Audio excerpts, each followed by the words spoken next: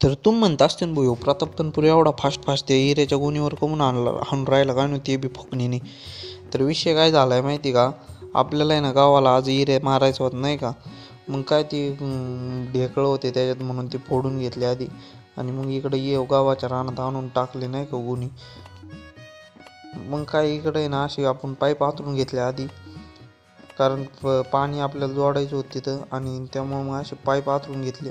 आणि एवढा फास्ट कुठं चाललो आहे माहिती का मी, आपल्याला आहे ना ती वरचं जे हे जोडायला आहे ना सॉकेट पाहिजे नाही का, ती पाईप शेततळ्यातून आलेला.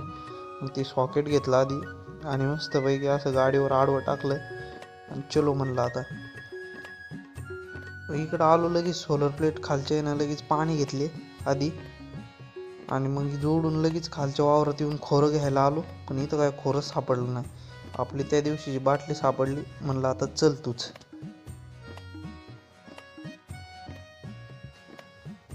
वरच्या वावरात आलो आणि मस्तपैकी हिऱ्याची गोणी फोडून असा हिऱ्या फेकायला चालू केला नाही का, पाणी लावून.